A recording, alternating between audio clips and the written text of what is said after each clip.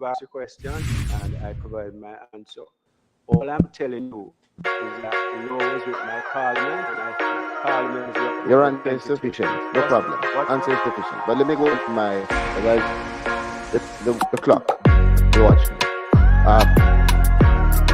Chairman, I think that the matters before us today and the discussion and the report and issues relating to the Integrity Commission ought to receive more than the time that we are allocated to. It is of great importance. But I want to say this. Thank you for the clarity in relation to any other person. That includes members of Parliament. But let me go to what I see as an insightful, thought-provoking opening from our chairman of the Integrity Commission this morning, who it is an honor for me to be in the position to listen carefully to what the Honorable Justice Panton said. And he has made a statement to the nation which is very clear and which causes me to have deep concern. It is evident the frustration expressed by the chair in relation to perhaps the perceptions around the Integrity Commission. And it is concerning to me of the impact that that might have in terms of the operations. Nevertheless, I want to join with Chairman Panton in his highlighting that Prime Minister has given full support to the Integrity Commission and acknowledging even the commentary of the Prime Minister in terms of how he views the Commission and how he views the importance of its objective. It's important to put that on note so that the public can know that that is the feeling of the Integrity Commission in relation to the Prime Minister's stance. Secondly, I want to acknowledge the strong rebuke of any statements that contribute negatively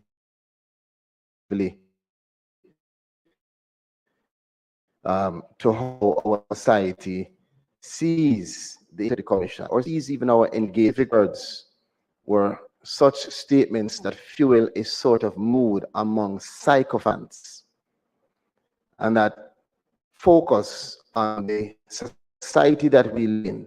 We need to understand persons. We are careful of what we say. And in that context, even though this was not the intention when I stepped into the parliament this morning, because of the statements, I'm compelled to ask of the Commission's perspective in that context on statements that have been made by the Executive Director in September 2023, when following the unfortunate incident on Director Evans, we heard a response saying, you should ask the government that, ask them what it means. I note the response in writing, the explanation, but I would like to know objectively, and this is not an attack. In this space, we should be able to have honest, open conversation, and the country wants to know this. So let us put it to rest today.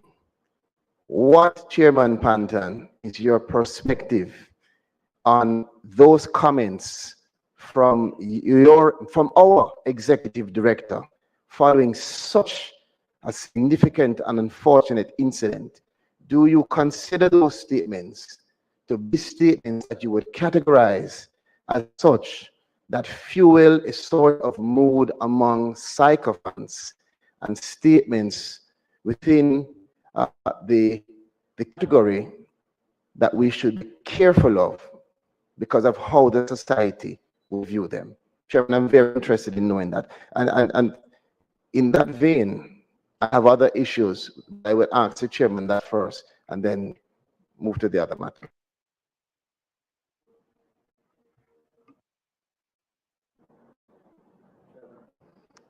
Yes, Chairman.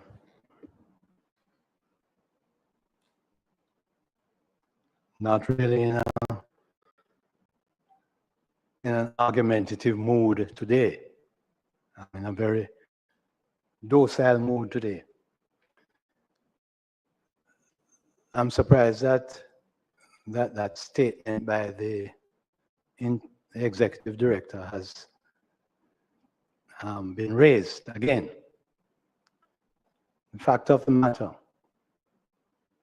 is that those of us who are on the commission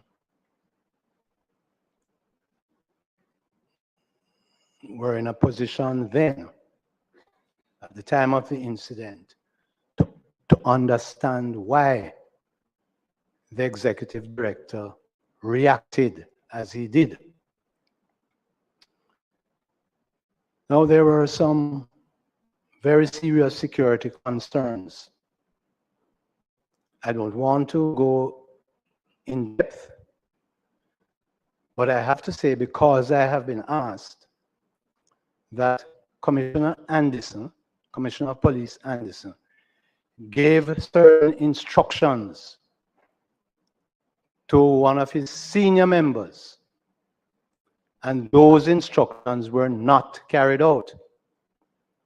Had those instructions been carried out, the incident may well not have happened in respect of Director Evans. And in fact, Mr. Chairman, as a result of the disregard of the instructions of Commissioner of Police Anderson, I had to write a letter to the Prime Minister of Jamaica, copied to the Minister of National Security, exactly 1 week before this incident. And there's much more I could say, but the reaction by the ED was, to our mind, understandable. I leave it at that.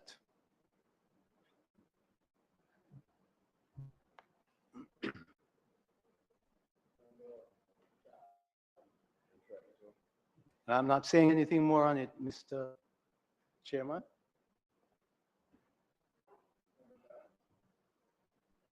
Yes. So, well, when the chairman speaks, I know for sure it is final. He's not speaking further on it. But, you know, Chairman Panton, I speak directly to you in saying, clearly, you know I have no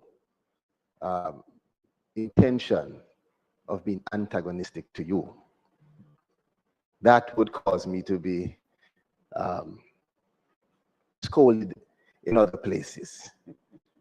However, I am compelled to ask a question because we sit here not just in our own individual capacity, but we sit here representing the nation, a nation that has asked questions, and it may be best for me to pose them in this way because it gives an opportunity for the Integrity Commission to ventilate an issue, which is critical. The Integrity Commission is one of the most important institutions in our country.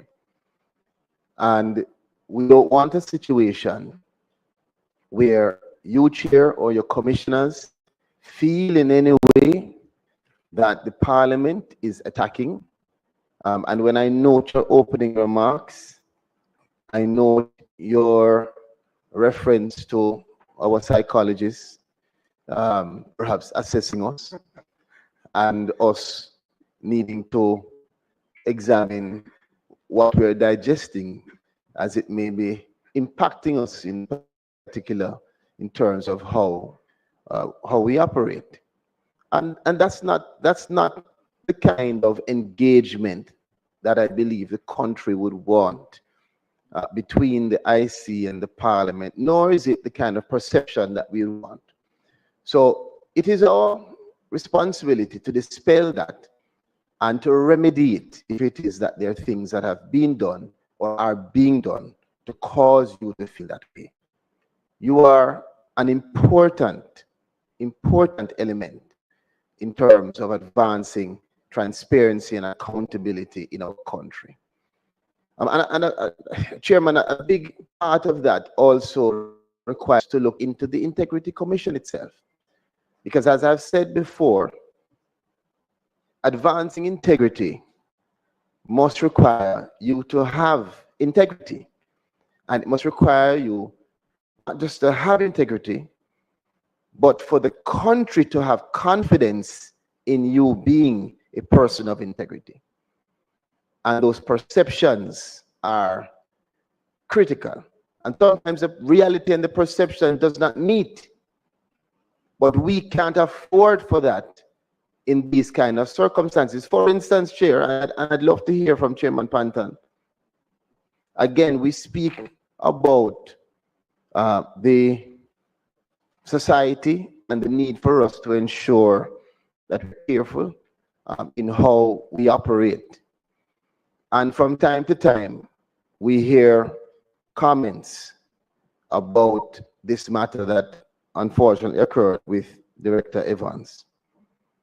And we even hear about the delay in responding to police officers. I don't know if it is true. I'd like to know as a member, because these are the things that are impacting the perceptions that the public have on the operations of the Integrity Commission. It could be not true, but I'd like to know, is it that there was a delay in signing the witness statements, a delay in responding to the police that has caused these perceptions to fuel? Because we cannot contend with an Integrity Commission that some members or too many members of the society, including members of Parliament, do not have confidence in. You often hear, and I've heard before, commentary about Director Evans being a former advisor connected to political persons. Are these matters that the chairman and the commission have taken into consideration in terms of his operation? Are these matters that they have determined whether there is any impartiality or concern of impartiality or conflict? And if so, how have they operated? How have they dealt with those issues? I have no issue with Director serving, but I would want to know, as a member of this committee and as a citizen of Jamaica, how have we addressed these issues that so many persons in our society talk about and that have crippled the perceptions around the Integrity Commission? Now, many people don't want to ask these questions because they are uncomfortable and it may cause discomfort. But my intention is not to be combative. I have no issue with Director Evans. I have no issue with Executive Director Christie. But I have a responsibility. And so I lay this before us, not to be combative, but to be probing on behalf of the nation and to elicit a response that will cause me to be able to say to Jamaica, we can be confident that these matters have been deliberated, discussed, ventilated, and here's how our Integrity Commission is operating. And it's an important part of the discussion even around these reports, because all of it must be linked to the confidence reposed in the Integrity Commission by our people. It is the people that we serve. It is the people who are ultimately in charge. So, Chairman, again, let me just close off my remarks. I have other questions, but I want to close off this first one in just saying to Chairman Panton that I listened extremely carefully to the opening remarks. I listened even to his concern around the dispatch of matters from his office to the Parliament, and the fact that some of those matters throughout that journey have been exposed before being tabled. And I wonder, even in this recent one, where again, I can be guided, where I think a member of parliament was actually able to make comments and address the matter before it was tabled. I share in the chairman's concern, but the question now for us is, what next? What do we do? What are we going to do to address those matters around the perception, statements made by executive corrector, the perception around the viability of the director in terms of his potential impartiality, and this repeated leaking of matters, whether it is from the IC or when the matter is moving from the IC to the parliament. These are problems that are impacting the credibility and confidence that Jamaica can have in one of its most important institutions that our Prime Minister, as the chairman has said, has lauded, has supported with increased allocation, and continues to hold in that high regard. May I answer? Okay, just before you do, Chairman, I did indicate to you, and yes, I want to answer while you are present. I want to answer. It will be short. Because It will be short. It is nonsense for this. It is nonsensical for there to be any discussion in respect of Director Evans. Director Evans went through a regular process for recruitment and employment and was appointed by the Governor General. Now, we need to bear in mind that Director Evans has nothing, absolutely nothing to do with reports. Nothing. His job is to go out there and inform people in respect of corruption. He has nothing to do with reports or prosecutions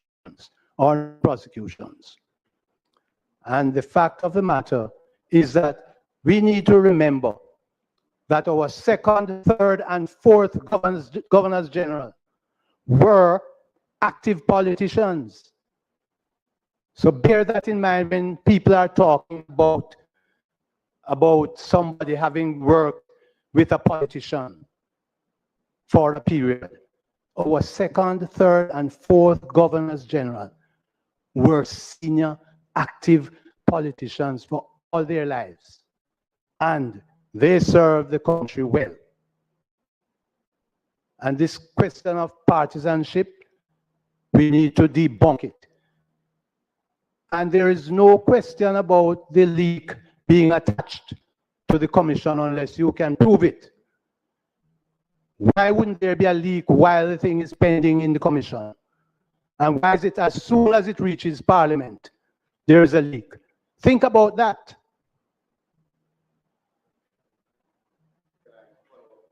So with respect, I think the direction that this is going, yeah, and I believe that an answer is necessary. Yes, I do believe an answer is necessary, and I allow the member Charles to complete what he has to say in the presence of member Chuck in the chair, while I discharge this other duty and come right back to the meeting of this commission. So.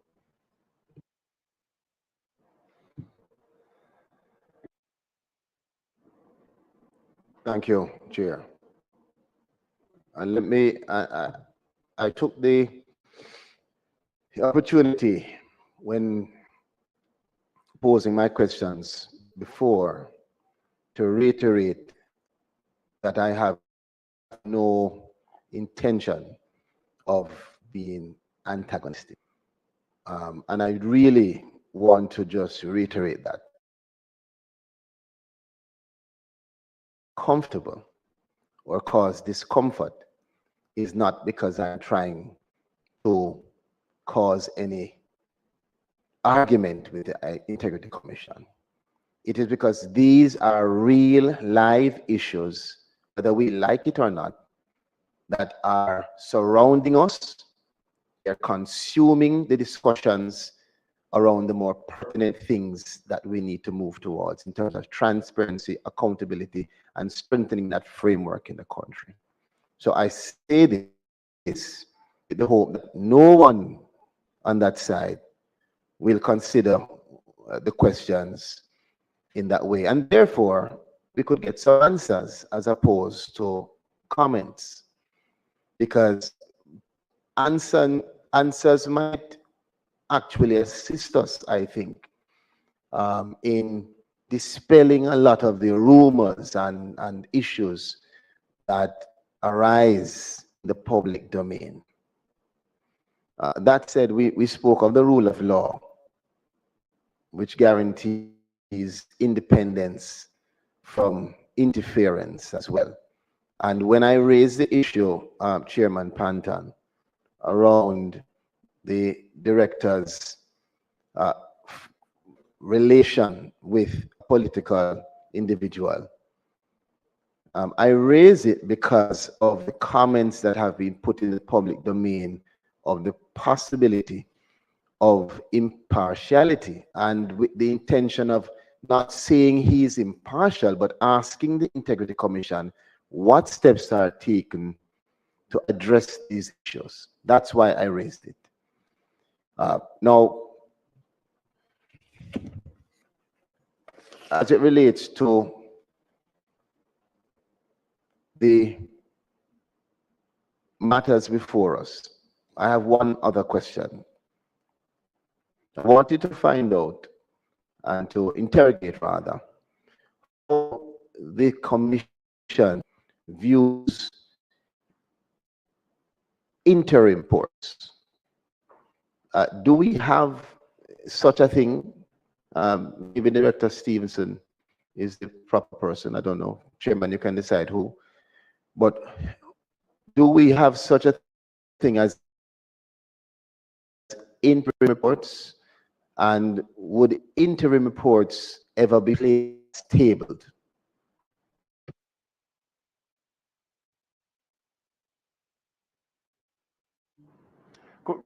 I'm trying.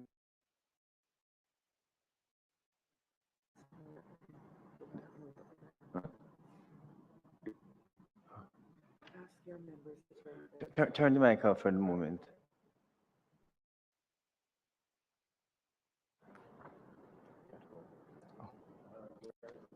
Through you, Chair, President, to Member Charles, in the preparation of investigation reports and the conduct of investigations, I am only guided by Section 54. I do not see under this section a provision for interim reports.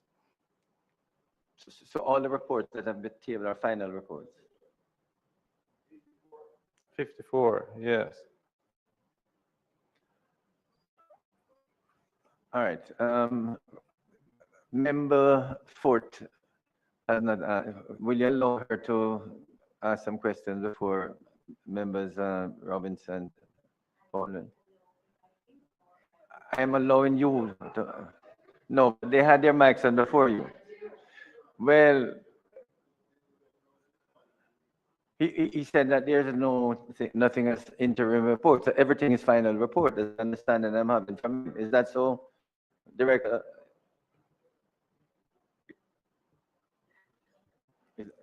Once the report is submitted under Section 54, Chairman, I believe it is a final report. And well, as far as I can see under the section, there is no such provision for interim report. Yeah, so I just thank you, Chairman. You see, we can't afford for there to be any misinterpretation of what is said. So I think it is critical for us to be clear what the director is saying. He's clear. That anything put forward is a final report, and there is no room for interim reports. Member Fort. Table before the Parliament. Thank you, Chairman. I join in welcoming the Commission and its staff to this sitting of the Oversight Committee. I have about 4 or 5 questions Um, I think the exchanges are helping us to gain clarity on a number of issues. My first question is directed to the chairman of the commission, Justice Panton, whether you are of the view that the independent exercise of statutory functions means that one is accountable to no one else.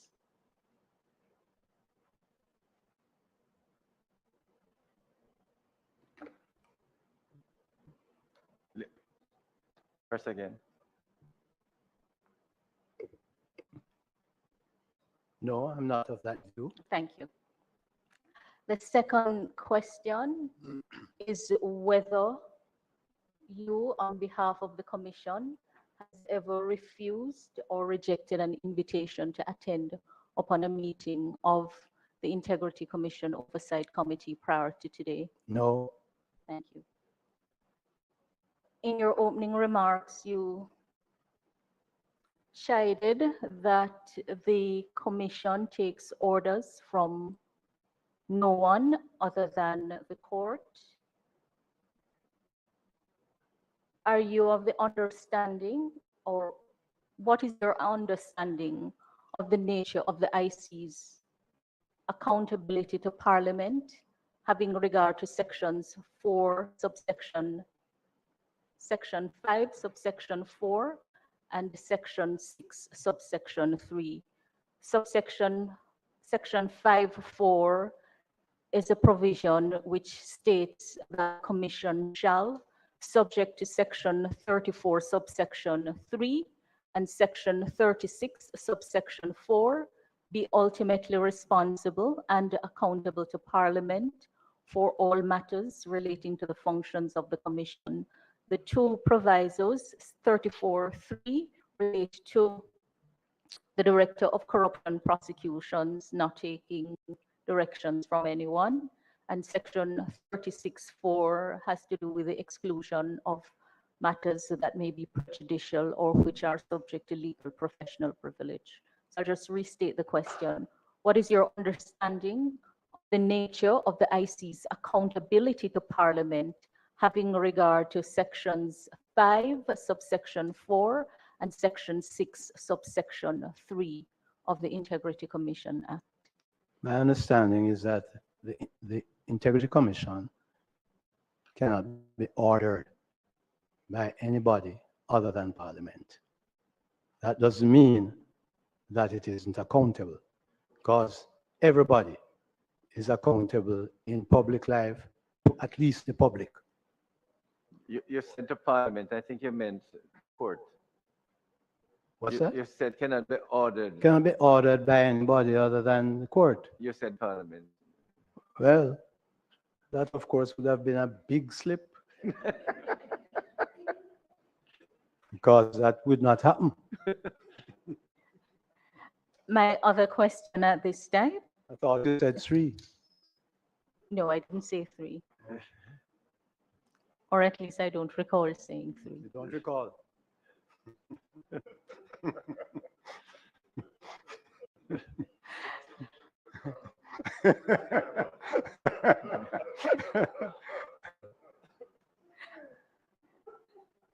Yes, Madam Minister.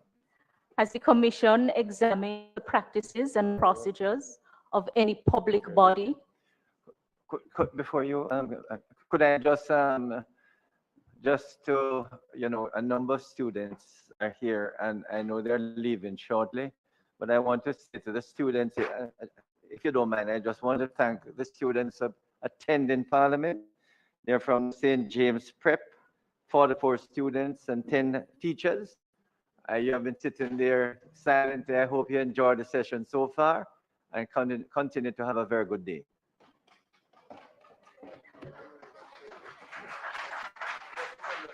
Okay, it's okay. You don't have to clap. You can go now.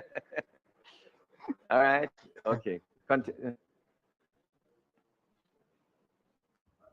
Has the Commission examined the practices and procedures of any public body with a view to making recommendations to the Parliament?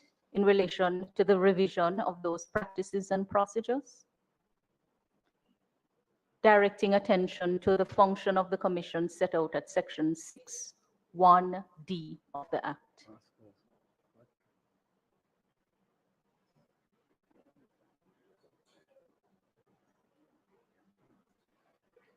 The director of corruption prevention may be the one to answer that.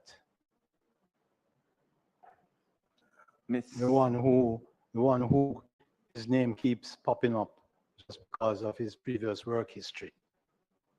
Director Evans. who is that? Who is that? Go ahead. Sorry. Go ahead. Good morning. Well, it's now afternoon. Chairman, members.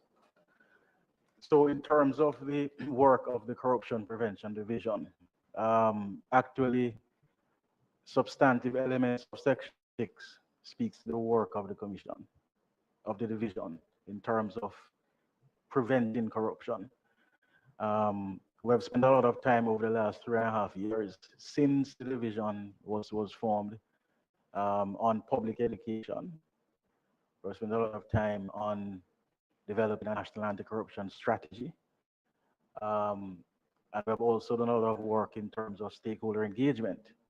And in fact, on our website, we actually list on a quarterly basis the interventions that the division would have done over the last 3.5 years in terms of public education, in terms of stakeholder engagement, participation in conferences, workshops, etc., stakeholder engagement detail. And we have done substantive work in that regard. In respect of section 6(1)(d), which speaks to the practices and processes of public bodies, that is an area that the division we have developed a concept as to how we intend to do that. And the idea is that it wouldn't be punitive. So the idea is that we want to, and we have developed a risk template. We intend to go into public bodies and see. In fact, we plan to do a survey first as a first step to see what are some of the practices that you currently have in vis-a-vis corporate governance architecture. Do you have, for example, an audit committee, a procurement committee, an IHR committee, for example, amongst other questions? Once they respond to us, we will then, using other indicators, develop a risk profile of the organization, whether low risk, it's a low risk, it's a medium risk, or a high risk. We will then assimilate that data, interrogate that data, and make recommendations to the public body as to areas to improve the architecture. In addition to that, the investigation division does, in fact, in its reports, makes active recommendations vis-a-vis risk assessment of public bodies. So as a division, we haven't formally started the process yet. Again, the division it's a young division, 3.5 years, and we've spent a lot of focus on other areas, but we do intend to advance this particular area in this fiscal year. And I can assure you of that, member. Thank you. I have another question at this time. Sure. In the investigation of complaints and the review of statutory declarations, is the Commission of the view that it has the power to pierce the corporate veil without an order of the court?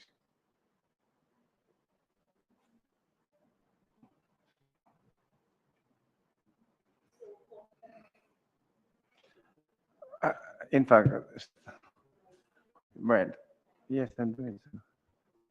So for members of the public who may be listening and watching, in law, a company is regarded as a separate legal person.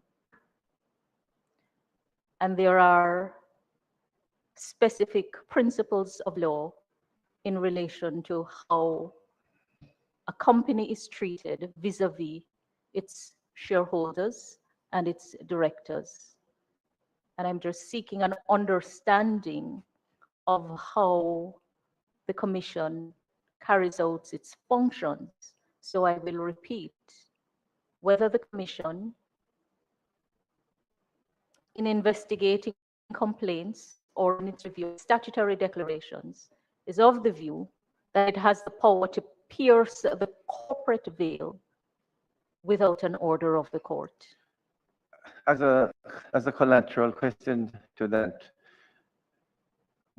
can declarants or should declarants be asked about the assets and liabilities of limited liability companies, of which the declarant or the member of parliament or public official is a member? On what basis do you do so, which is ancillary to that question of piercing the corporate veil?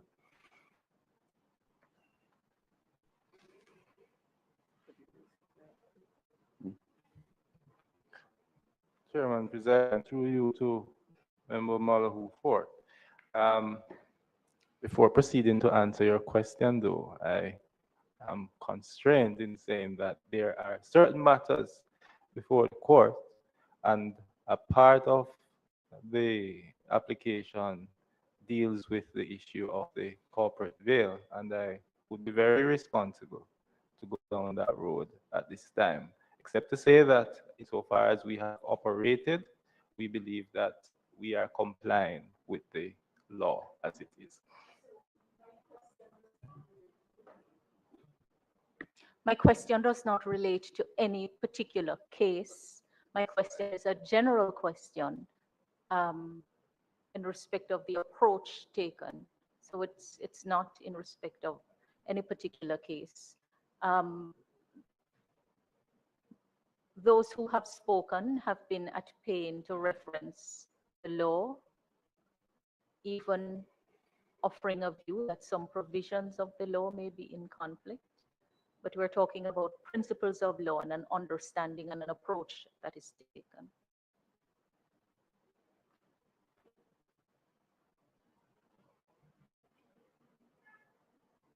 I still, Member Fort, have to be cautious in how I approach that question, because anything that is It's a simple decided, yes or no, you know. I cannot answer in that way, except to say that insofar as we have conducted investigations based on the circumstances of each case, we believe that we have complied with the law. But in terms of that particular question, I think it's a matter that has to now be decided by the duly constituted tribunal, and I would not attempt in any way to assist the tribunal or to influence it in any way by answering, even generally, because of course the law, as you know, would be of general application. You are not an attorney at law by profession, Mr. Stevens, are you? You are? Oh, I'm so sorry. Well, I hope it is not because I have not acquitted myself well No, by not at all. answering that question. Not at all. Just one other question. No, but I mean, the ancillary question, Director Stevens, is it relevant to be asked in deference about the assets and liabilities of limited liability companies? Not the deference interest, you know, but assets and liabilities of limited liability companies. Mr. Chairman, the ancillary question, as you term it, it still goes to the heart of the particular question that Member Fort asked. And so if I answer that, I would really be answering the question that Member Malahoo Fort asked. And in respect to the court, I cannot answer that question at this time, but I am sure that in due course, the court will return its ruling in the matter, and we will have the clarity around it. I have another question. When the commission requests information of financial institutions about the accounts of declarants, as you have done in review of statutory declarations, do you inform the declarants that you are seeking information from the financial institution in respect of their account, having regard to the laws around banking secrecy?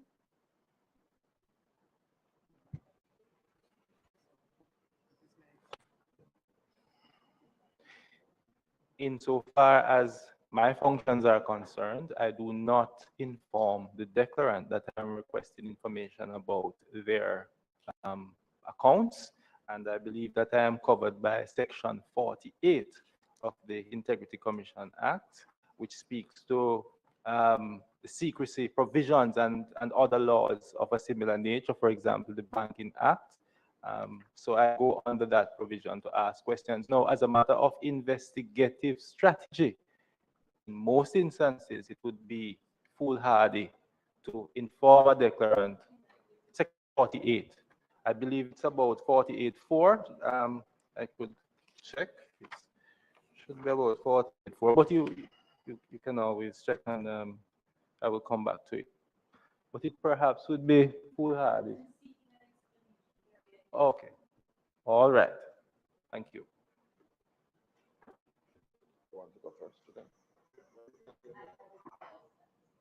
Sorry. Chairman, Yeah, okay, I- Member Robinson. I'm referencing the annual report of 23-24 and the chairman's opening remarks, the second page, paragraph 8. And I would like clarity on this particular matter. This is the 23 report. 23-24 report, the chairman's What page 2 of the chairman's opening remarks, the end of page 2.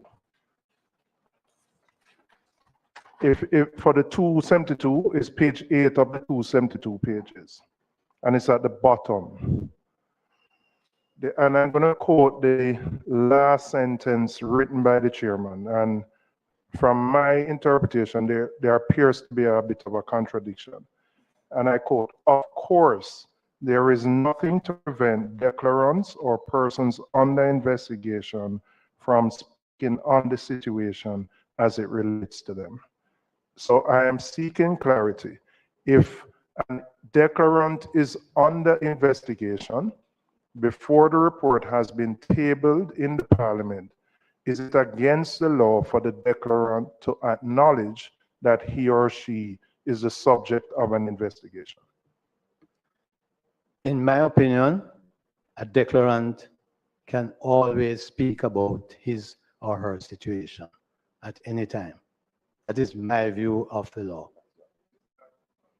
But it sounds inconsistent with Well, what Mr. Christie said. the section says nobody is to speak about the thing, but I can't see why I am involved in a situation and I cannot speak about it. That is my interpretation of the law. It Yes. doesn't follow. Although I think I'm right, it doesn't follow that I'm right. I'm going to ask the chairman, is your interpretation of the law consistent with the Integrity Commission's interpretation of the law on this particular matter? What's the question? If the chairman's interpretation of the law, as written here on page 2 of his opening remarks, if it is consistent with the Integrity Commission's interpretation of the law on this particular matter.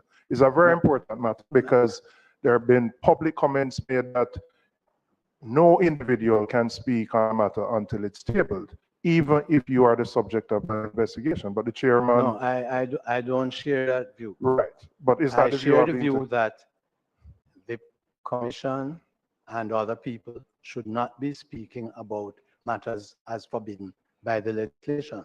However, in my view, and as I say, it's my view, that a declarant can speak about himself. I don't see anything to prevent that. All right. That is my view. All right. Thank you, Chairman. It's following this question, not a separate question. So Do you mind? it would Go be ahead, logical. Member Chance. Just, since I am the one who had raised it earlier, it is perhaps important for me to gain clarity because I am now not clear. Section 53(3), and let me read it. Until the tabling in Parliament of a report under Section 36, all matters under investigation by the Director of Investigation or any other person involved in such investigation shall be kept confidential. And no report or public statement shall be made by the Commission or any other person in relation to the conduct of this investigation. Now, I read the chairman's remarks, and I too noted the sentence that said, of course, there's nothing to prevent declarants or persons under investigation from speaking on the situation as it relates to them. I mean, you can't tie somebody out. They can say what they want to say. But the real question is not whether they can say it. You can't stop me from saying what I'm saying right now. But if I say it, am I in breach of the confidentiality and the constraint that is affected by this section? That is what Jamaica needs to understand, not whether somebody can talk, mouth make for talk. But if you talk, are you contravening this section? That is what the country needs to understand from the Integrity Commission.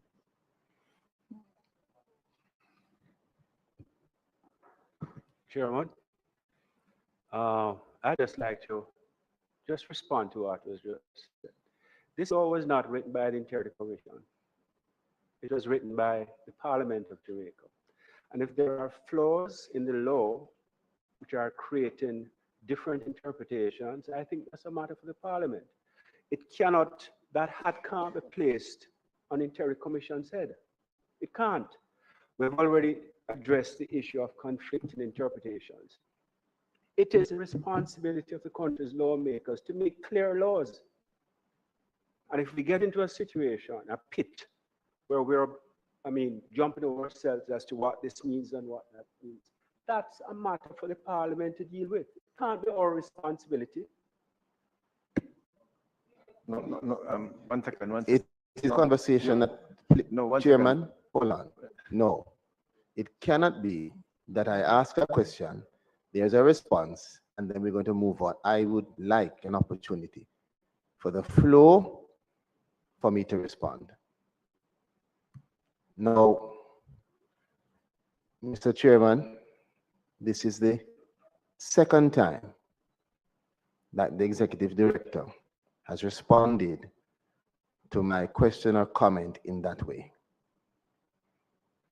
He has made it clear now that the hat shouldn't be on his head in interpreting the law.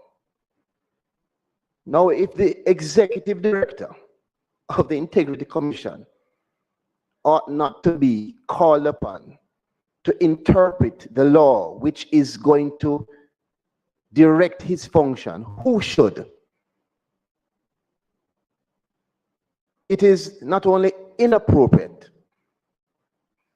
but I believe that response speaks to the stance of the executive director.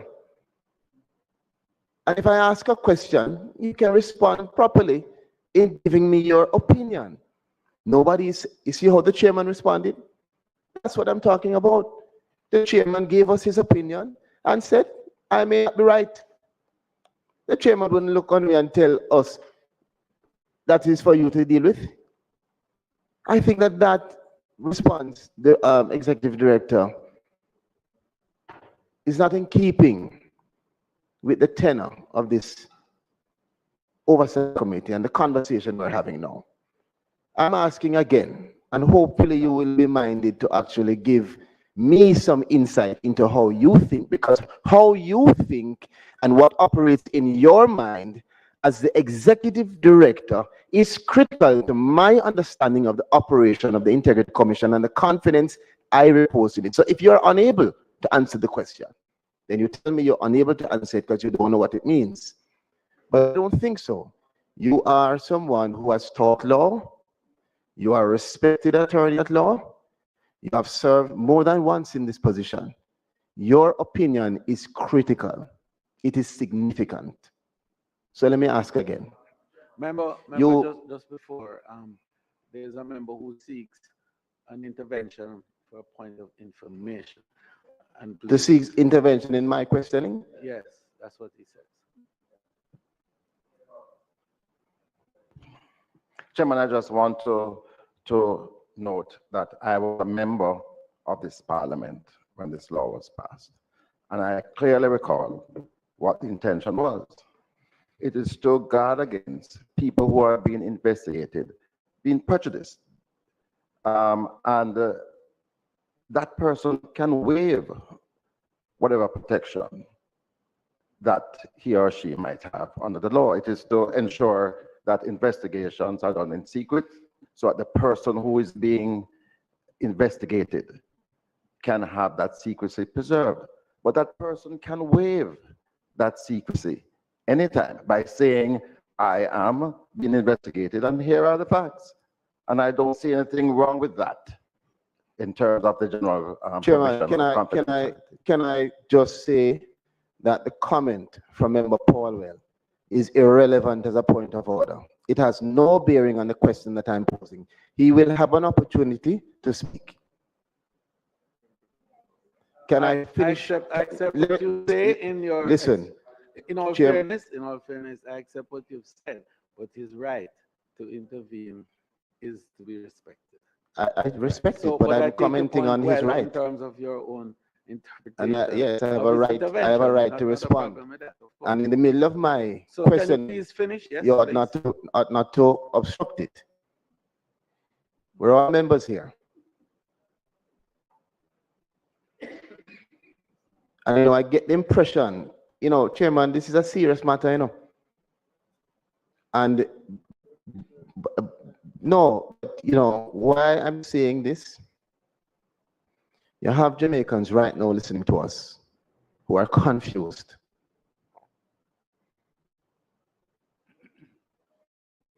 So when I ask a question, it is not to attack anybody.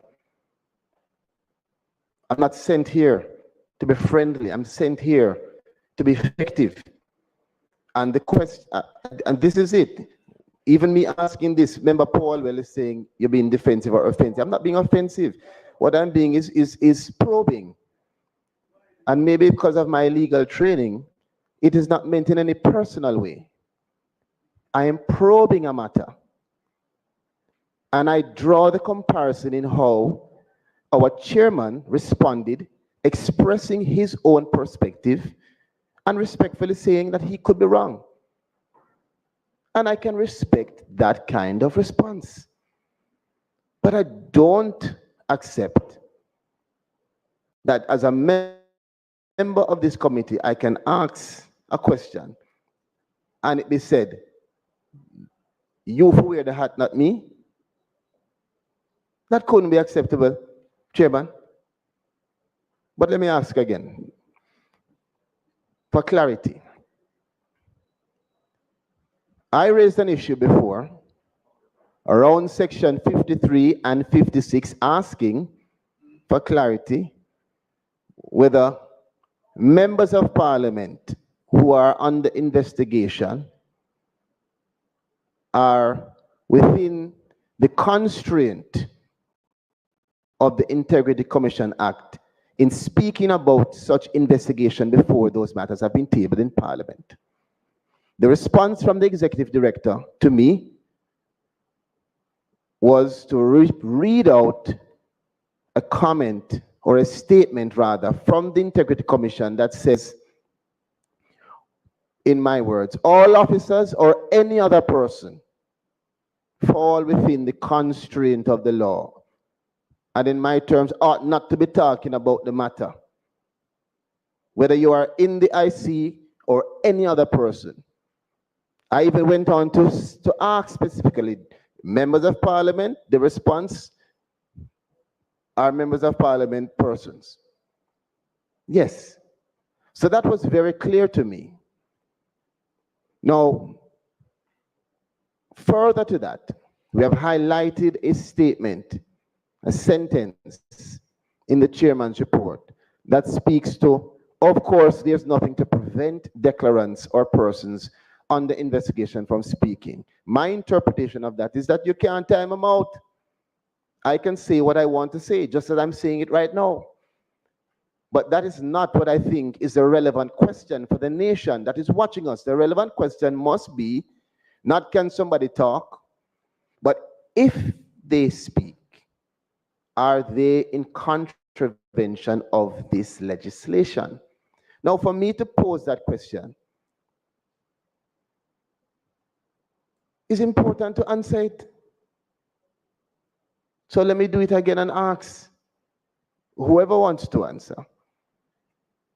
Not can somebody talk, but if they do, are they in contravention of the Integrity Commission Act in its current state? Chairman, through you, sir. I think before you left, I think what this further discourse has demonstrated, and this has been my posture.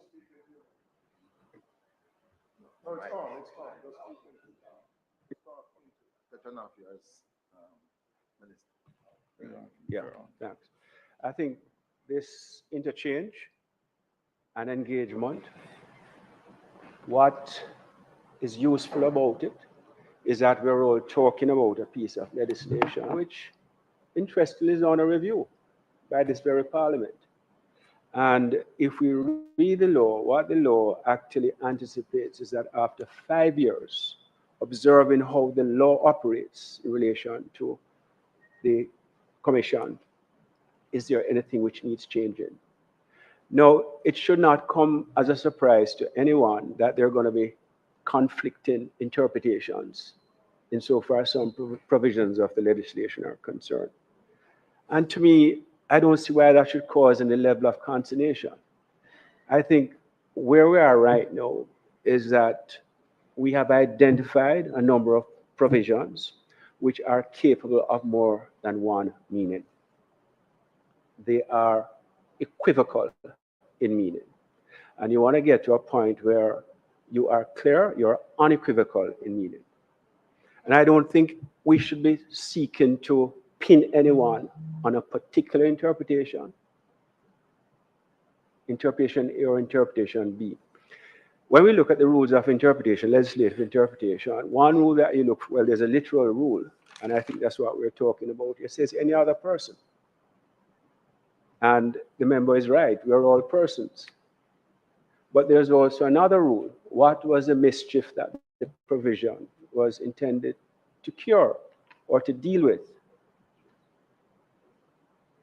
Was the mischief that was intended to deal with is members of the commission speaking about the matter while it's on investigation? Or as the chairman says, was it intended also to extend as far as to the person who is the subject of the matter? Is he too prohibited from speaking? It stands to reason that the chairman is correct in his assessment in terms of what makes sense. What was the purpose of the provision? The member across the floor, he is hanging his hat on any other person. And that's what I read out. And I read it out in the sense that this is what the law states. Now, what do you, the lawmaker, mean by that? And yes, sir, there are members of the public who are listening, and they are confused. And I think right here, it is for us to get rid of that confusion. So I'll just say this, and I've said it before, and I'll say no more. We have identified another provision which is not unequivocal in meaning. And Chair, with respect, this is another matter that I think should go to the Joint Select Committee of Parliament, if you should so determine. And again, I repeat, it's our lawmakers who make the law. They're not infallible. And this is why we have processes like this, review processes. We're not infallible either. And as I say, this process serves good reason, a good public purpose, to identify errors. It may not have been Parliament's intent to say it this way.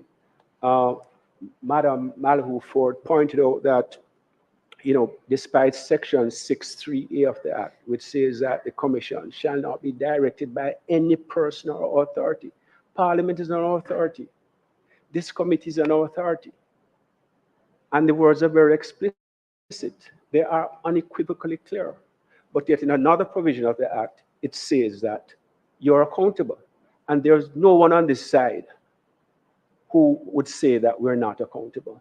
I've said it several times in this chamber, that we hold ourselves accountable. And we come here to answer your questions and to work with the committee as best as we can.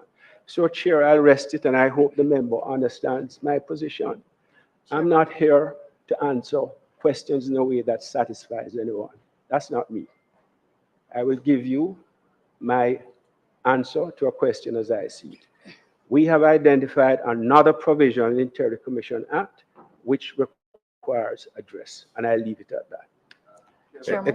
Except I just wish to point out that the explanation that you give raises a lot of questions about just how we have operated and functioned, referencing the law and the issue of the interpretation that we may have on the one hand, and the interpretation that the other particular declarants might have on the other hand.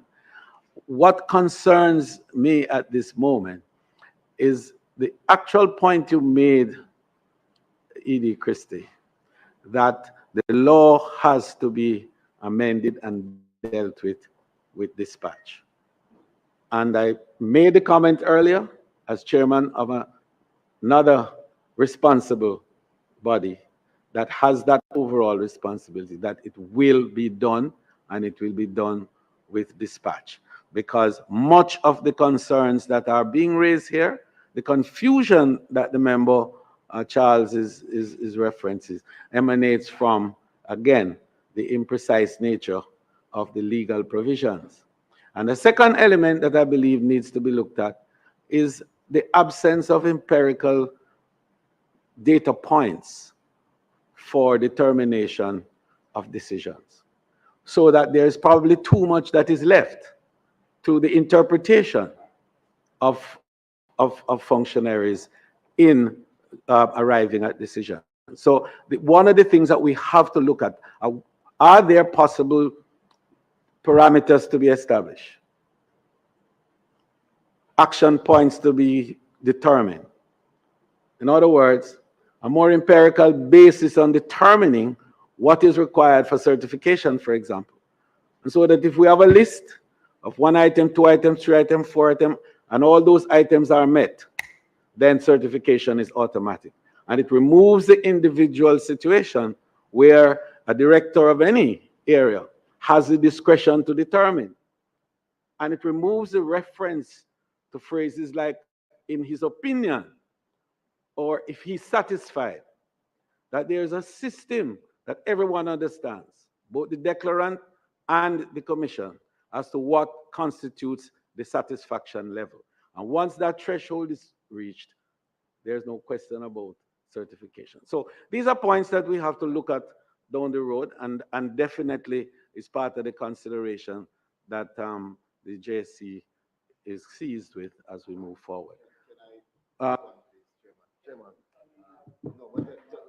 Things have been said that I would like to quickly respond. But in all fairness, we cannot continue. Yes, right. So please, it's now, as we say, 12:51. Yes. And I want to make the point that I'm fully seized of how important this particular meeting is, and particularly that this is a historic meeting.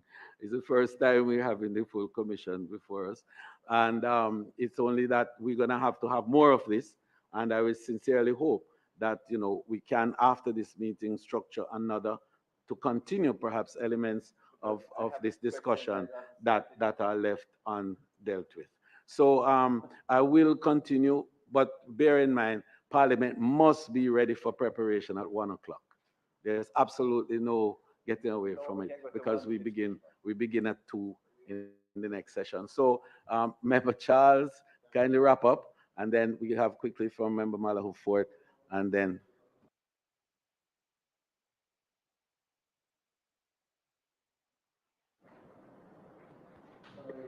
It is telling what has been said around this provision.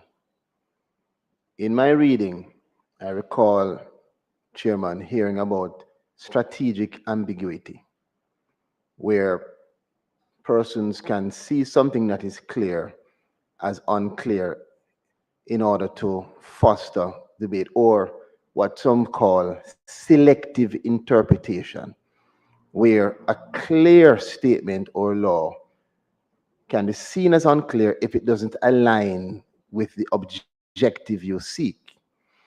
Now, I want to draw a distinction between one's aspiration and the reality. The law as it is now is the reality. What you want the law to be is an aspiration. And what I'm asking about is not your desire or aspiration, it is the reality of the country. The country, as said, is listening. And we have spoken about a number of things. The reference, Chairman, to Section 53 as a law that is unclear must be probed further. I would like to understand what, what word, what part, what element of that is unclear. And let me read it so that the country can hear it. Section 53.3. Until the tabling in Parliament of a report under Section 36, all matters under investigation by the Director of Investigation or any other person involved in such investigation shall be kept confidential, and no report or public statement shall be made by the Commission or any other person in relation to the initiation or conduct of an investigation under this Act. I would like to understand two things. What part of that you don't understand? What's unclear? And secondly, when I first raised it, the response from the executive director was to reiterate it says any other person. So this member, who he says is hanging his hat on the words any other person, I hang my hat there, sir, because you gave me those words to hang my hat on. You are the one that pulled it out of the section when I spoke of it. You are the one that highlighted it. You are the one that asked me to use that as a form of interpretation. How come you now changing what you're saying? I don't understand. And you see, Chairman, it may come off as combative, but that's not my intention. I see clarity. We cannot have a situation where a member of this committee asks a question and it's basically thrown back at me. And the comments is, you are the parliamentarian, you are the legislator. If you make a mistake in the law, I feel your problem. Well, I'm going to tell you what the big problem is. The big problem is if you have an executive director who is interpreting his aspirations and not understanding his reality. And that is what I am probing. Because if that is the case, we have a serious problem.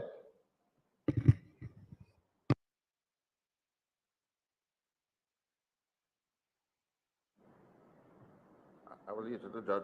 I will leave it to the judge. I think we have been talking about this issue for a long time, and I think it's a very simple matter. And it was addressed by Member Paulwell. When we look at interpretation of statutes, we'll have to make sense of them. Is it being suggested that if I am a declarant and I have been cleared, I cannot say that I have been cleared? As Member Paul has said, the whole purpose, and when we look at this section, it is my view that the purpose of this section is to protect the person who is being investigated. And nobody can say anything about him, but I cannot see well, if this person has been cleared or there's the investigation is discontinued, that he can't say this, it is discontinued and I have my declaration certified. It would be nonsensical, in my view, to have such a conclusion.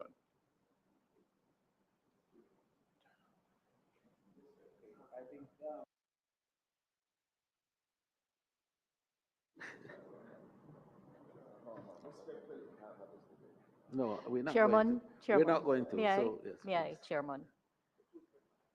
This session is intended to bring some clarity on a number of matters. And certainly from the Oversight Committee's perspective, mine as a member, we're seeking to get a better understanding of the approach taken by the Commission in discharging its functions and exercising its powers under the Act. I believe that Mr. Christie is right. The law is passed by Parliament. And if there are errors to be corrected, the correction is to be done by the Parliament. But Member Charles is also right because he is seeking an understanding of how the Executive Director interprets provisions of the law. Unless and until a provision is changed, it is a provision that has to be implemented and enforced. And you can only get an understanding of the approach if you understand how the provision is interpreted. And fortunately for us who are lawyers, we know that there are rules of statutory interpretation, starting with a very basic rule. You take the words in their ordinary grammatical context. I mean, the literal meaning of the word, ordinary grammatical meaning in context. A statute has to be read as a whole to prevent any inconsistency. So I don't think that it is unhelpful for the executive director to remind that there are problems in the legislation. Parliament has the power to correct. And fortunately, the legislation is under review. I don't think it is unreasonable for the member to ask, how do you interpret a provision, even in the presence of inconsistencies, to enable me to understand the approach that is taken? And it is only by asking and answering that we gain clarity in the matter. I do not believe that all of the issues that require answers will be answered in this session. I do not believe that all the matters that require clarification or that need to be addressed to ensure that we have an effective system in place will be addressed in this session. So I too look forward to other sessions. In the meantime, I really just want to ask the Commission to consider a matter that has to do with the burden of compliance. A number of declarants, many of which are not in the parliamentarian class, have spoken to me because of my role as the Minister of Legal Affairs in respect of the burden of compliance with the legislation. And it is my understanding that where there are omissions in a statutory declaration, the Commission asks the declarant to resubmit the entire statutory declaration. I don't know if that is correct. Is that so? That the entire declaration for the period has to be resubmitted? Just a yes or no. I'm happy to hear that. No, do it on the record. I'm No. I'm so happy to hear that because I would then suggest that an omission can really be corrected by way of an addendum to the declaration for the particular year to reduce the burden of compliance and to ensure that compliance is done in as timely a way. So I'm very happy to hear. So those who have omissions in their statutory declaration um, can, on communication with the Commission, make the corrections by way of addendum as appropriate. As appropriate. But could you repeat, please? Thank you. I understand that each declarant's matter will be subject to the particular assessment that is done between the Commission or the respective director or wherever it is being assessed. But as a general rule, it is my understanding that omissions can be corrected by way of addendum, additional information, without the need to resubmit the entire statutory declaration for the period under consideration. All right, thank you very much. As it concerns the issue of omissions, it's not as straightforward as I you realize have that. put it to the committee, because it all depends on frequency. You have persons who each year they have omissions.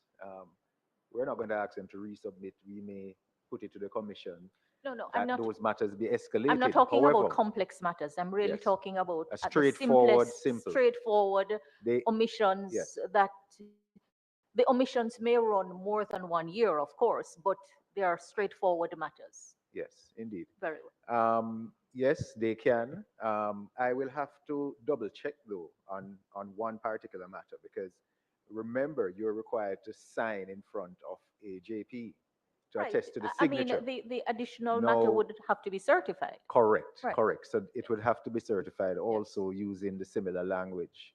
So yes, it's something that can be done once we can get the JP signing off. But most persons will opt, based on our examination so far, to submit the entire thing, because I can tell you, based on our examination, there are a lot of omissions right across the declaration. Right. So it makes sense most times for them to get it completed and resubmit. But for Understood. simple one pager, it has happened in the past and it's allowed. Chairman, my last comment. When we communicate, Each member will be allowed one last comment. Oh,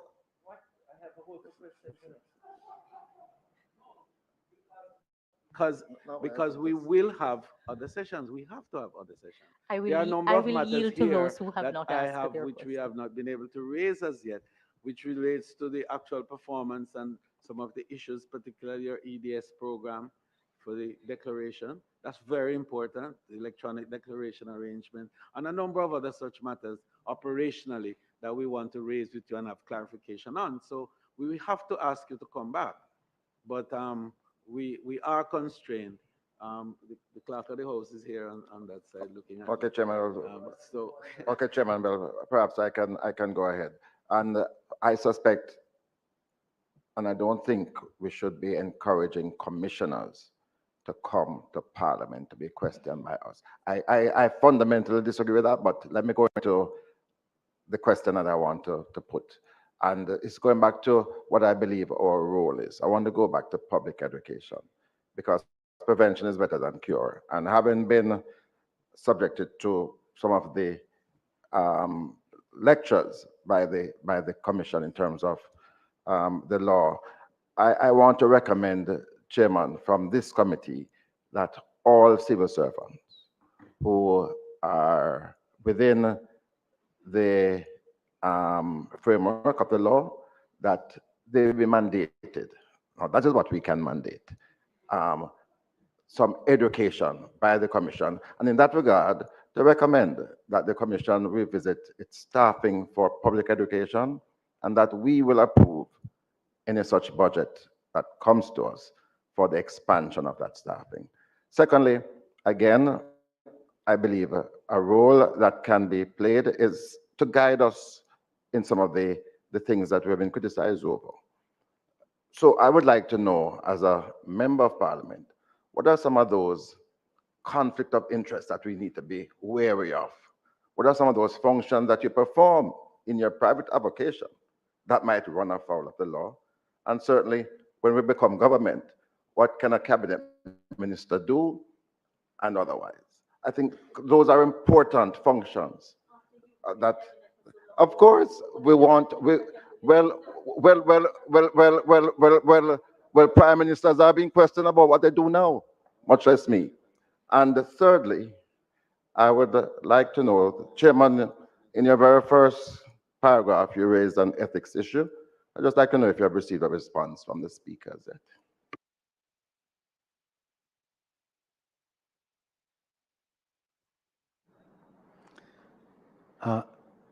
I could have mentioned it at the beginning, that I didn't really want to. No, the speaker has not even acknowledged receipt of the letter. And regrettably, there are some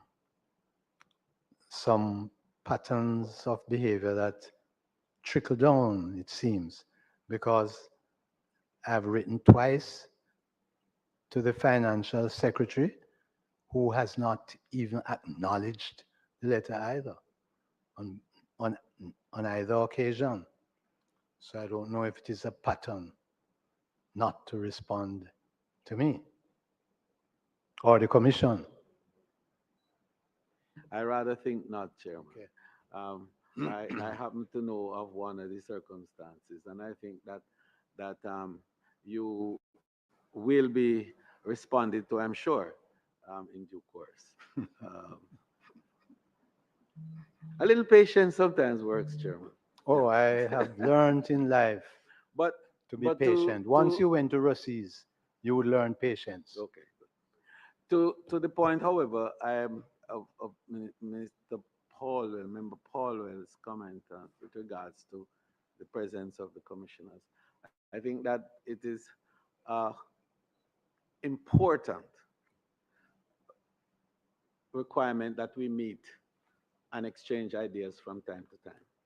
And it is important for the commissioners to be seized with what are the concerns of the oversight committee from time to time. And I think that we were able to have a very useful and valuable discussion at another place There's one that question. emphasized There's the one thing, importance of our meeting from time to Chairman, time. there's just one thing that I should tell you that as chairman of the commission, I have been wondering whether the reports are actually being read.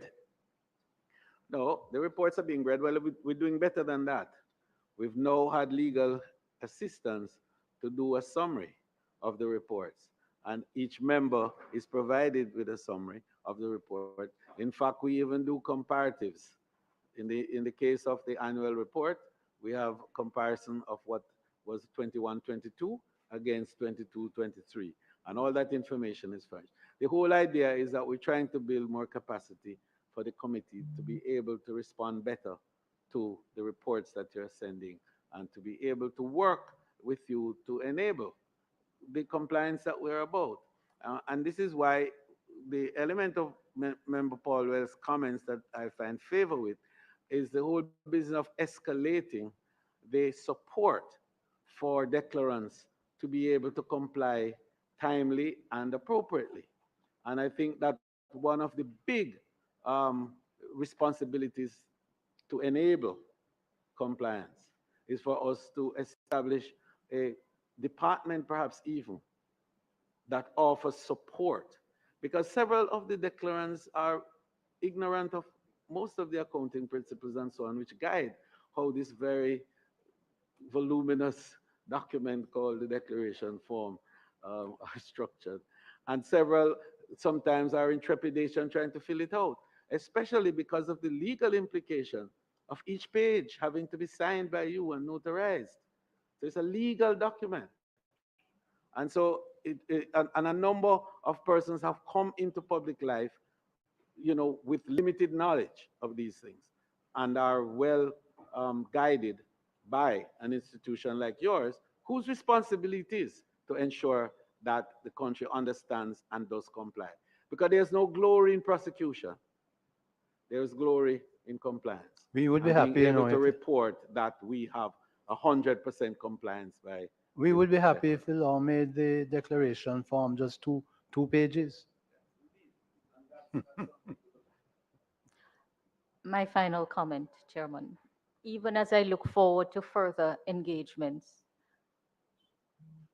I'm coming away from this meeting reinforcing the view that I had when this act was presented to the Parliament. Those who would recall, I expressed the view that the law needed to be completely rewritten, that the model needed to be rethought, and I am of that solid view that the law needs to be completely rewritten and that the model needs to be rethought. And that is what I'm going to take away from this meeting with a recommendation for implementation. So between yourself and the member to my right, who have to my left with responsibility, please take note. The work needs to be accelerated. 20 years' time. We take note of that final comment. Member Charles, I see. Thank you, 20 Chair. years before that happened. Perhaps in my understanding of what I take away, it doesn't accord with what my good friend has said. What I take away is that we need to be clear on the difference between recommendations and reality. That's my taking. Um, I have read the recommendations that have been proposed by the IC, some of which I think are prudent, some of which I don't agree with. But we will have an opportunity, I hope, to go through that. But the nation needs to understand that we are now governed by the law as it is. And that should be the subject of our operation. Chairman, in the opening remarks, and I go back to Chairman Panton, and I only do so because of my respect for him. He is someone who, as a law student, you have no choice but to look up to. As a young attorney, we're not young anymore in it, 20 years now. Um, he is someone that you see as judicious, a man of God. And he made reference to some of us perhaps visiting him on Sunday. But he goes to church. I go to church on Saturday, but I have no hesitation in still joining the chair. But as we close, it is our Almighty that said to us and reminded us that simply calling him Lord and acknowledging him won't be enough to secure a place in heaven. What truly matters is doing the will of God and living that life aligned to his teaching and values. Not everything that is said and done will accord because it is said and done. Chairman, these are serious matters. I want to thank the commissioners, Justice Hibbert, great respect, and others for coming before us, Mr. Crawford, Mr. Powell, and the members.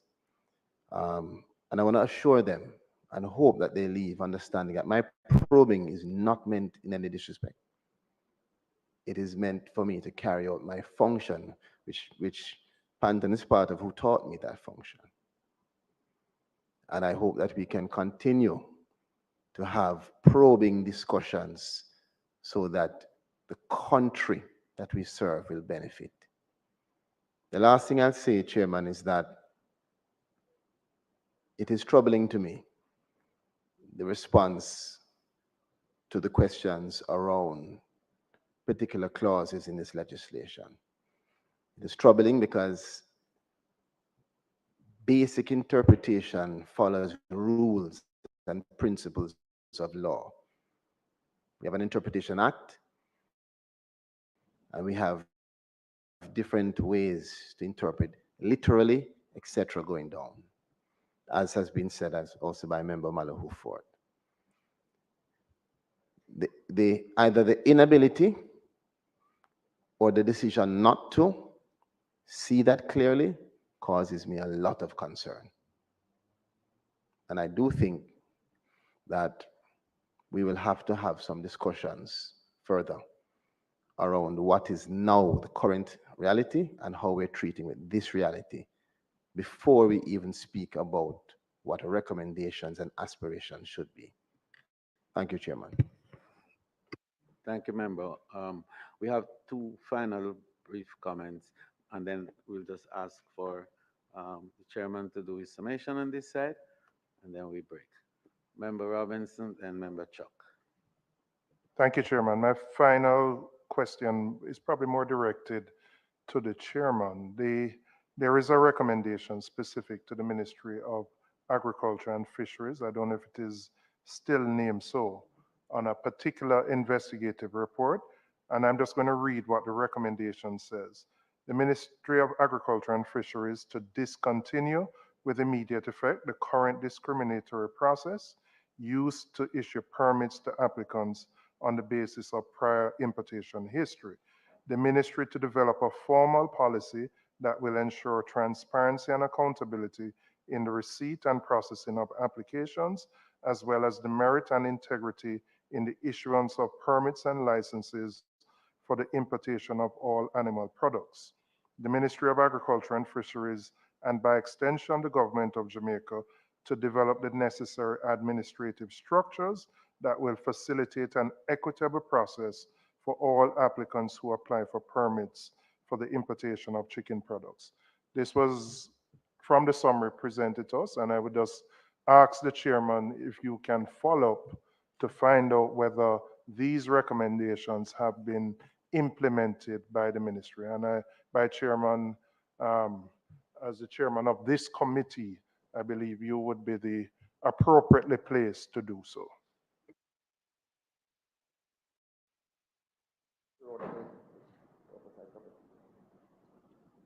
Committee chairman. You. Wait. No, you are giving member Chuck an opportunity To say speak, half a yes, sentence before and then I respond. No, a few things. First of all, I want to thank the commissioners and his team for being here, and I hope that in another 2 or 3 weeks' time they can return, because I have had the opportunity to explore a number of points which I certainly would like to raise. Certainly, I want to know when hopefully you all return, what is the basis or the relevance of asking members of parliament who were elected in 2020 about matters 20, 30 years before, decades before, including, for instance, the purchased car in the 90s or a couple of decades before. Where did they get the money to purchase the vehicle? What is the source of the fund? And there are several similar matters like that, and they were elected in 2020. Is there no statute of limitation as to where they stop? And then to ask member for their employment history from their first employment to now. If that is asked of me, I would be going back 60 years, 60 odd years, when I work in the, picking up trolleys in a supermarket and getting so much profit.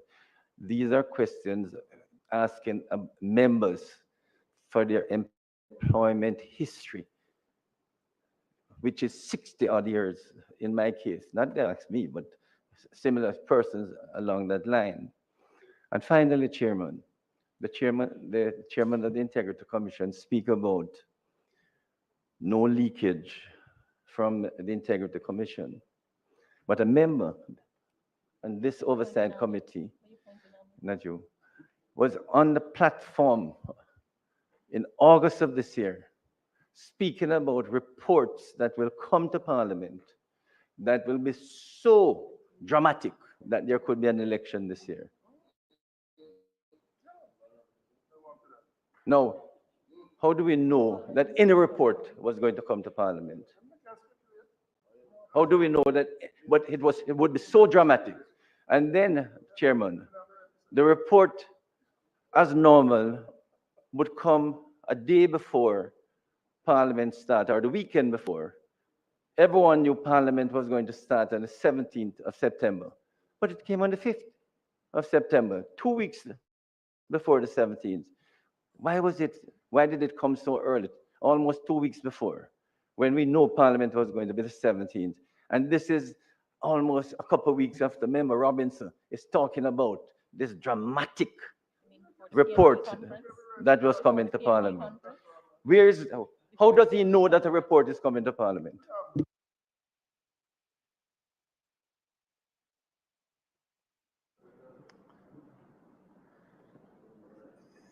Yes, the question of, there were two questions. One about the question of the report being sent to Parliament at a certain time. And what was the other question?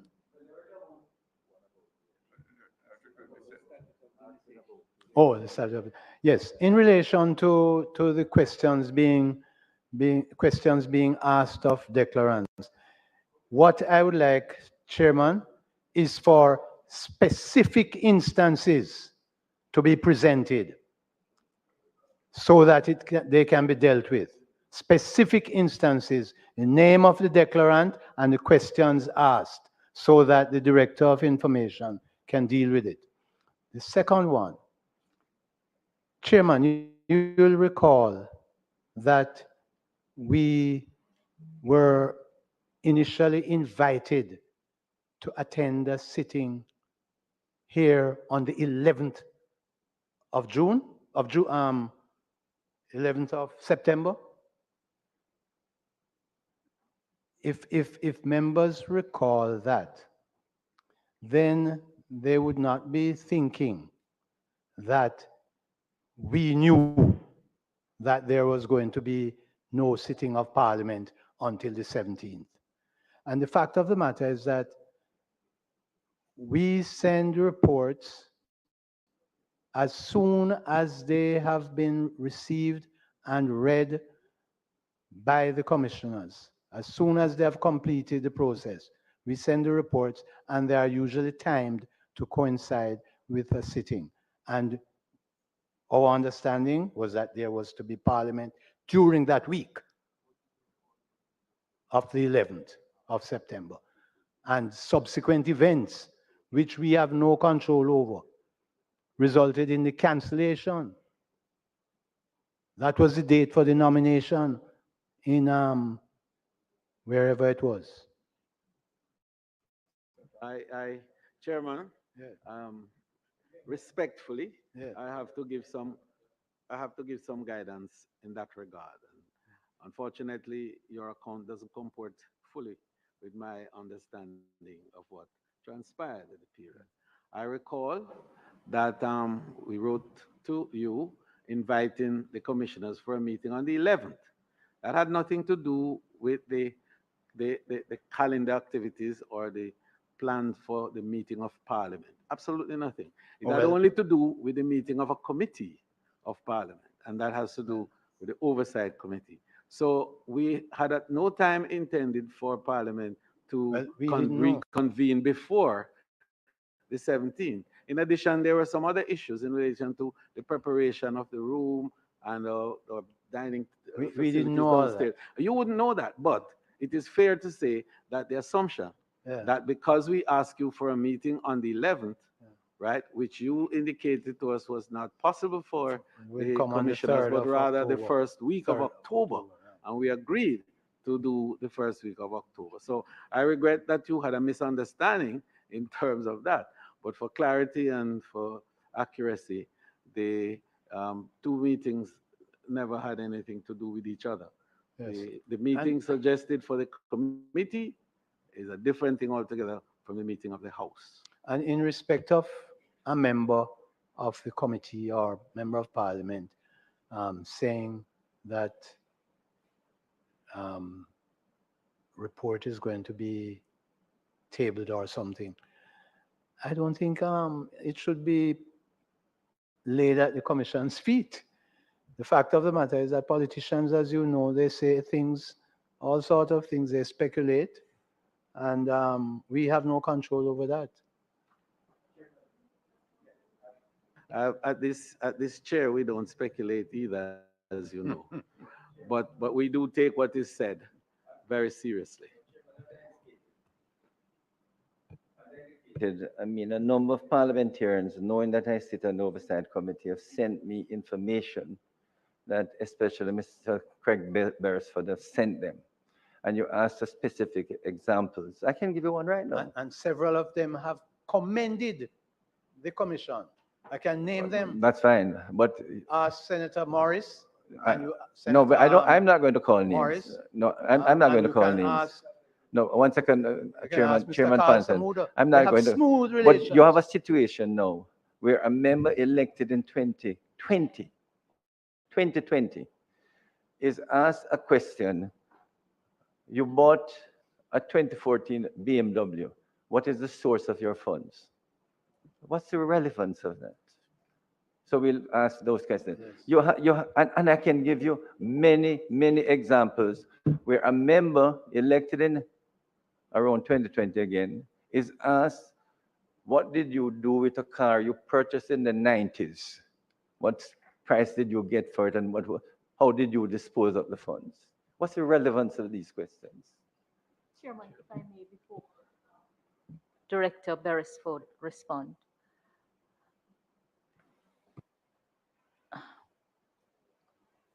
In addition to the need for concrete examples, which I think would be helpful, I believe there are two recurring issues that have been the source of concern that require some understanding.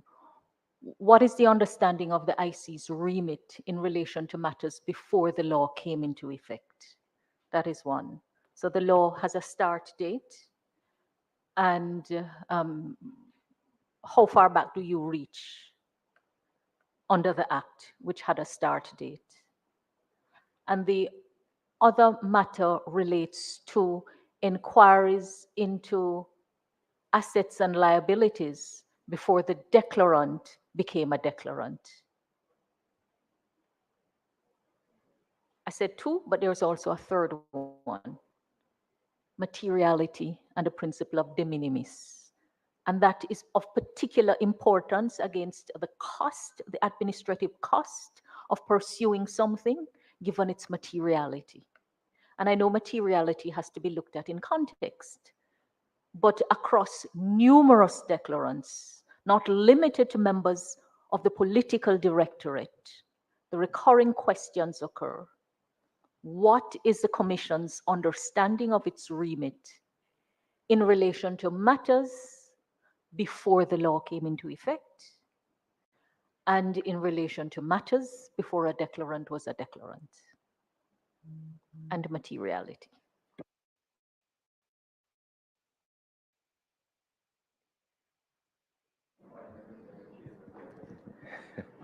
Thank you very much, Chair, and thank you, members, for your questions. Now, I stand with the Chairman's comment that the specific instances need to be brought to me. And I'm saying this publicly now. The parliamentarians that you see were asking questions about source of funds prior to public officials also. And my email address is craig.beresford@integrity.gov.jm. 1 second, sir.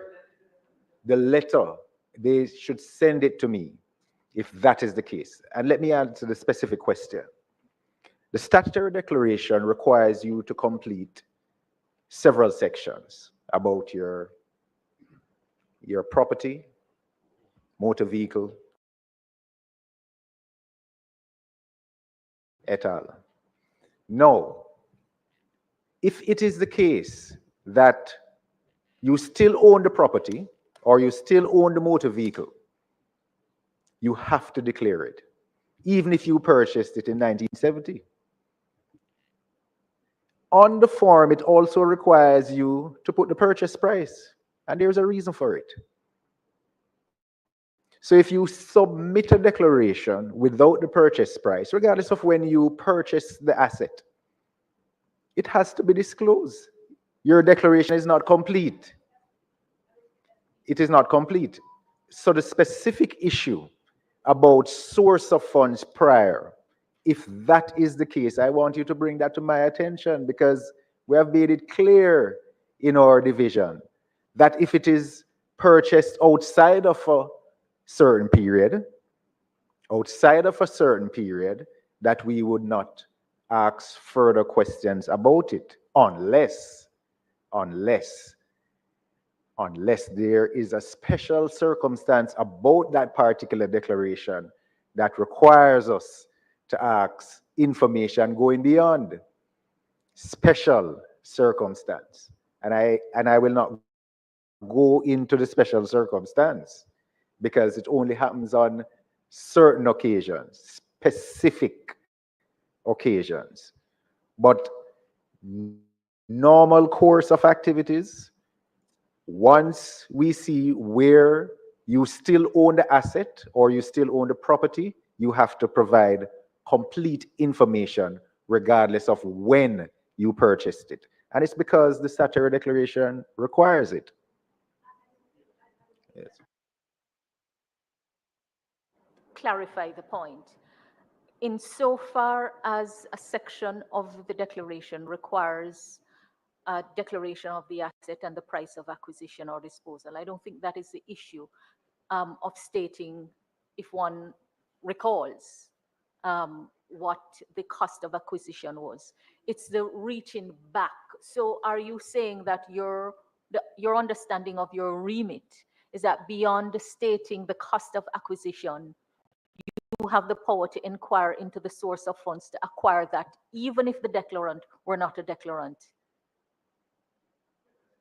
Definitely not. I'm happy to hear the answer. You need not say more. I'm just happy to hear that that is your answer, because if the answer were otherwise, something would be very wrong.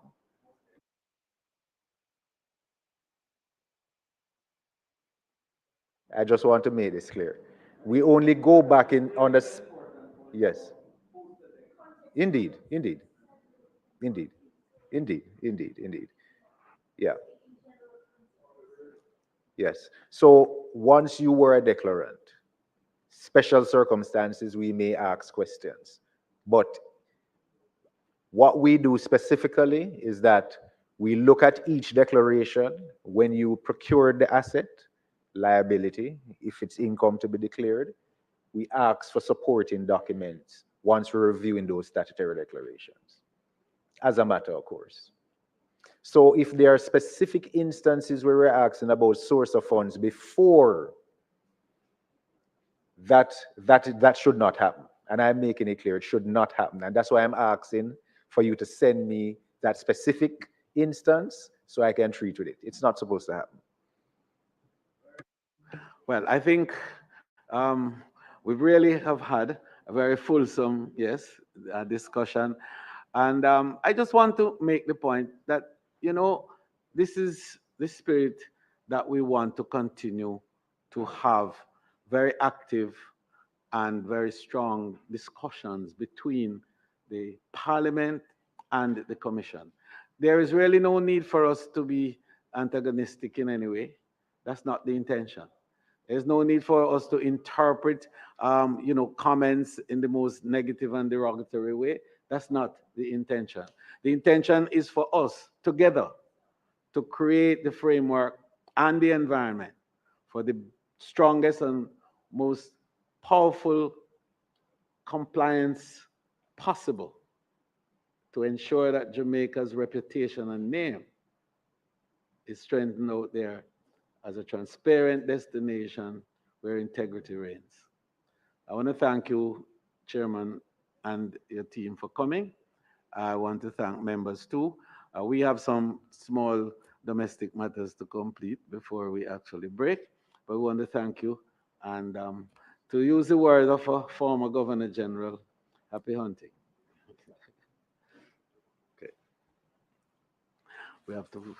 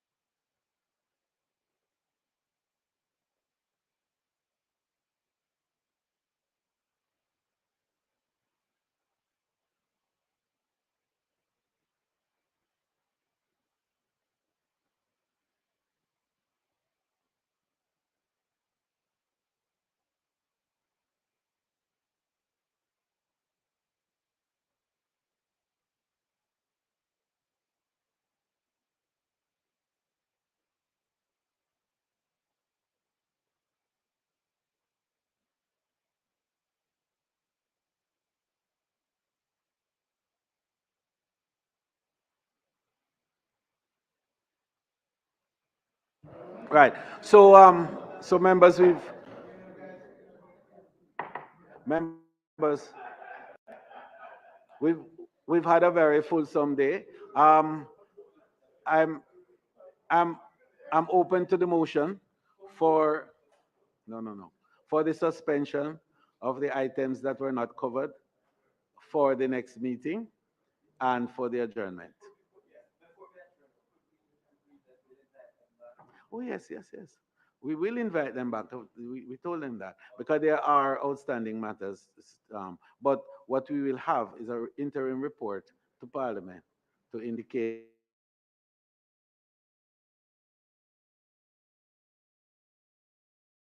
away from it, of course, was a strong call for urgent review of the laws in relation to, and to recall Member Malahou's point about perhaps a far more comprehensive look at the act itself, overall. And uh, we will adjourn for a date to be fixed, at which time we will invite back the. So move, seconded. Meeting is adjourned.